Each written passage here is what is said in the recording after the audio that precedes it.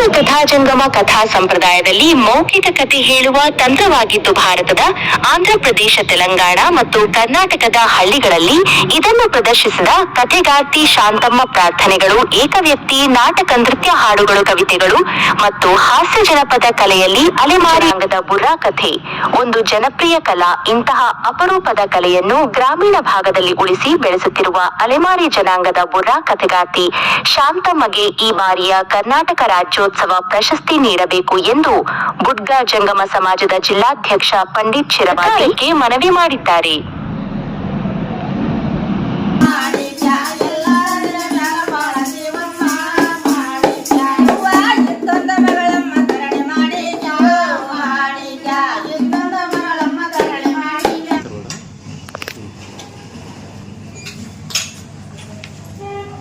ನಮಸ್ಕಾರ.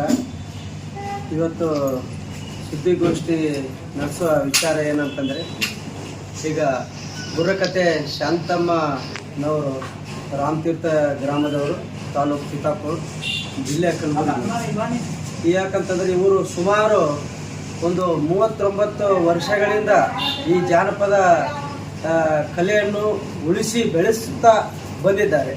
ಯಾಕಂದರೆ ಈ ನಾಡಿನ ಸಂಸ್ಕೃತಿಯನ್ನು, ಈ ನಾಡಿನ ಒಂದು ಕಲ್ಚರನ್ನು ಉಳಿಸಿ ಬೆಳೆಸ್ತಾ ಬಂದಿದ್ದಾರೆ. ಯಾಕಂದರೆ ನಾವು ಅಲೆಮಾರಿ ಜನಾಂಗದವರು, ಬುಡಗ ಜಂಗಮ ಸಮುದಾಯದಿಂದ ಬಂದವರು. ಈ ಕಲೆನೇ ನಮ್ಮ ಕುಲಕಸವಾಗಿ, ಈ ಕಲೆ ನಮ್ಮ ಬೆನ್ನೆಲುಬಾಗಿ, ಈ ಕಲೆ ನಮ್ಮ ಬದುಕು ಅಂತೇಳ್ಬಿಟ್ಟು ನಾವು ನಂಬಿಕೊಂಡು ಆ ಕಲೆಯನ್ನು ಉಳಿಸಿ ಬೆಳೆಸುತ್ತಾ ಬಂದಿದ್ದೇವೆ. ನಮ್ಮ ಜನರು, ನಮ್ಮ ತಾಯಿಯವರು, ಇವರ ಹೆಸರು ಬುರ್ರಕಥೆ ಶಾಂತಮ್ಮ ಎಂದು, ಹಾಗೂ ಅವರ ಸಂಗಡಿಗರು ಯಲ್ಲಮ್ಮ, ಬುರ್ರಕಥೆ ಯಲ್ಲಮ್ಮ ಅಂತೇಳಿ. ಅವರ ಸಂಗಡಿಗರು ನಿರ್ಮಲಾ ಅವರು. ಅದಕ್ಕಾಗಿ ಇವತ್ತು ಏನು ಮುಖ್ಯವಾಗಿ ವಿಷಯ ಏನಂತಂದರೆ, ನಾವು ಸನ್ಮಾನ್ಯ ಶ್ರೀ ಪ್ರಿಯಾಂಕಾ ಖರ್ಗೆಜಿ ಸಾಹೇಬ್ರ ಹತ್ರನೂ ಹೋಗಿದ್ದೀವಿ, ಅವರಿಗೂ ಮನವಿ ಕೊಟ್ಟಿದ್ದೀವಿ. ಹಾಗೂ ಮತ್ತು ಶಿವರಾಜ್ ತಂಗಡಿ ಸರ್ ಅವರಿಗೂ ಕೊಟ್ಟಿದ್ದೀವಿ. ಮತ್ತು ಸನ್ಮಾನ್ಯ ಶ್ರೀ ಮುಖ್ಯಮಂತ್ರಿ ಸರ್ ಅವರ ಆಫೀಸಲ್ಲಿನೂ ಕೊಟ್ಟಿದ್ದೀವಿ. ಯಾಕಂದರೆ ನಮಗೆ ಈ ಒಂದು ಹಳ್ಳಿಯಲ್ಲಿ ಇರುವಂಥ ಜನ, ಯಾಕಂದರೆ ಈ ಚಿತ್ತಾಪುರ ಜಿಲ್ಲೆಯಲ್ಲಿ, ಚಿತ್ತಾಪುರ ತಾಲೂಕಿನಲ್ಲಿ ಹಾಗೂ ಗುಲ್ಬರ್ಗ ಜಿಲ್ಲೆಯಲ್ಲಿ ಮತ್ತು ಇನ್ನು ಉಳಿದಂಥ ಎಲ್ಲ ಜಿಲ್ಲೆಗಳಲ್ಲಿ ಸುಮಾರು 39 ವರ್ಷಗಳಿಂದ ಕಲೆ ಸೇವೆ ಸಲ್ಲಿಸ್ತಾ ಬಂದಿದ್ದಾರೆ ನಮ್ಮ ತಾಯಿಯವರು, ಬುರ್ರಕಥೆ ಶಾಂತಮ್ಮನವರು. ಇವರು ಸುಮಾರು ಅಂತ 14 ವಯಸ್ಸಿನಿಂದನೇ ಅವರು ತಾಯಿ ಹಿಂದೆ ಇವರು ಕಲಾ ಪ್ರದರ್ಶನ ಮಾಡಲು, ಹಾಡು ಆಡಲು, ಕಥೆಗಳನ್ನು ಆಡಲು ಸ್ಟಾರ್ಟ್ ಮಾಡಿದಂಥವ್ರು. ಸುಮಾರು ಕಥೆಗಳು, ಇವರು ಹೇಳುವಂಥ ಕಥೆಗಳು, ಬಾಲನಾಗಮ್ಮ ಕತೆ 12 ಗಂಟೆ ತನಕ ಕೇಳ್ತಾರೆ ಸರ್. ಬಾಲನಾಗಮ್ಮ ಕತೆ 12 ಗಂಟೆ ತನಕ ಕೇಳ್ತಾರೆ. ಬಾಲಗಿರಿ ರಾಜು ಕತೆ 9 ಗಂಟೆ ತನಕ ಕೇಳ್ತಾರೆ. ಕಾಂಬೋಜು ರಾಜ ಕತೆ 9 ಗಂಟೆ ತನಕ ಕೇಳ್ತಾರೆ. ಮತ್ತು ಶಿವಕುಮಾರ್ ಕತೆ 10 ಗಂಟೆ ತನಕ ಕೇಳ್ತಾರೆ. ನಳನೀರ ರಾಜ ಕತೆ 9 ಗಂಟೆ ತನಕ ಕೇಳ್ತಾರೆ. ಚಿತ್ರಶೇಖರ ಸೋಮಶೇಖರ ಕತೆ 12 ಗಂಟೆ ತನಕ ಕೇಳ್ತಾರೆ. ಆರ್ಯವಾಳ ಕತೆ 11 ಗಂಟೆ ತನಕ ಕೇಳ್ತಾರೆ. ಸೌರಮ್ಮ ಕತೆ 1 ಗಂಟೆ ತನಕ ಕೇಳ್ತಾರೆ.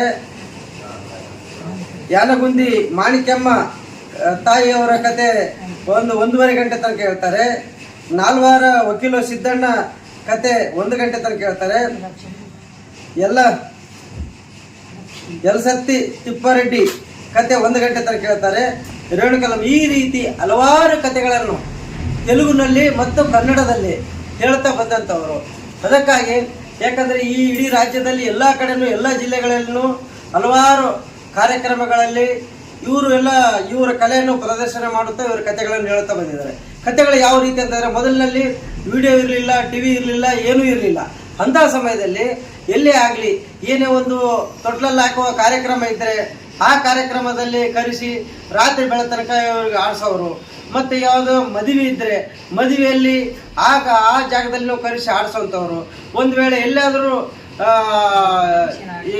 ಇವು ಯಾರಾದರೂ ಒಂದು ಶಿವನ ಪಾದ ಸೇರಿದ್ರು ಅಂತಂದರೆ ಅವರು ಅಂಥ ಸಮಯದಲ್ಲಿ ಬೆಳತನಕ ಎಚ್ಚರಿಕೆ ಇರಬೇಕು ಅಂತಂದರೆ ಯಾರು ಇರೋಂಗಿಲ್ಲ ಅಂತ ಹೇಳ್ಬಿಟ್ಟು ಅಂತಲ್ಲಿ ಕರೆಸಿದಾಗ ಇವರು ಸಾಯಂಕಾಲ ಒಂದು 7 ಗಂಟೆಯಿಂದ ಸ್ಟಾರ್ಟ್ ಮಾಡಿದ್ರೆ ಬೆಳಗ್ಗೆ 5 ಗಂಟೆ ತನಕನೂ ಒಂದೇ ಸಮಯ ಹೇಳ್ತಿದ್ರು. ಹೇಳಿ ಅವರೆಲ್ಲ ಮನರಂಜನೆಗಳನ್ನು ಮಾಡಿ ಕಲೆಯನ್ನು ಉಳಿಸಿ ಬೆಳೆಸುತ್ತಾ ಬಂದಿದ್ದಾರೆ. ಈ ನಾವು ಚಿಕ್ಕಂದ್ರೆ ಇದ್ರಾಗೆ ಹುಟ್ಟಿ ಇದ್ರಾಗೆ ಬೆಳ್ಕೊಂಡಿವಿ. ಎಲ್ಲ ಕಥೆಗಳು ಇದೇ ರೀ. ಯಲಸತ್ತಿ, ತೊಟ್ಲೂರು, ನಂಜಪಲ್ಲೆ, ಕೊಂಕಲ, ಶೀಪುರ, ರಾಂಪುರ, ರಾಸಲ, ದದ್ದಲ ಅವೆಲ್ಲ ಆಡಿಕಂತ ಬಂದೀವಿ. ಇಲ್ಲಿಗೆ ಬಂದು ಇಲ್ಲಿ ಟೇಕ್ ಹಾಕಿ ರಾಮತೀರ್ಥದಾಗ ಟೇಕ್ ಹಾಕಿ ಇಲ್ಲಿನ ರಾಮತೀರ್ಥ, ಭೀಮನಹಳ್ಳಿ, ಚಿಕ್ಕಲ್ಲೂರು, ಹಿರಿಯಲ್ಲೂರು ಇವೆಲ್ಲ ಆಡಿಕೊಂತ ಬಂದಿದ್ವಿ ಸರ್. ಇಲ್ಲಿ ಚಿತ್ತಾಪುರಕ್ಕೆ ಬಂದು ಬೇಕಾಕಿ ಚಿತ್ತಾಪುರದಾಗ ಮಸ್ತ್ ಹೇಳಿನ ಕಥೆಗಳು. ಅಂದ್ರೆ ಅವಾಗ ಟಿ ವಿಗಳು ಇದ್ದಿದ್ದಿಲ್ಲ, ಯಾವ ಮೊಬೈಲ್ಗಳು ಇದ್ದಿದ್ದಿಲ್ಲ. ಹೇಳೋದು ನಮ್ಮ ಹೊಟ್ಟೆ ತುಂಬಿಸೋದು ಹೊರಟೋಗೋದು ಇಷ್ಟೇ ನಡೆದಿತ್ತು ರೀ ಸರ್. ನಮಗೆ ಮಾತ್ರ ಸ್ವಲ್ಪ ಉದ್ದೇಶ ಮಾಡಿದ್ರಿ, ಗೌರ್ಮೆಂಟ್ ಕಡ್ಲೇಸಿ ಪ್ರಶಸ್ತಿ ಮಾಡಿದ್ರಿ, ನಮ್ಗೆ ನಿಮ್ಮ ಹೆಸರು ಕೀರ್ತಿ ಭಾಳ ದೂರ ಬರ್ತದೆ. ಅದು ರಾಜ್ಯ ಪ್ರಶಸ್ತಿ ಕೊಟ್ರಿ ಭಾಳ ದೂರ ಹೋಗ್ತದೆ ರೀ.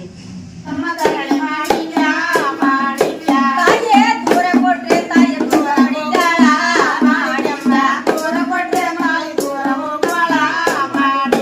ಮನದಲ್ಲಿ ಬೀಗುವ ನನಗ ಜಾರಮ್ಮ ಮಾಣಿಕ್ಯ, ಬಾರು ಹೋದರಾಡಿಸವರಮ್ಮ,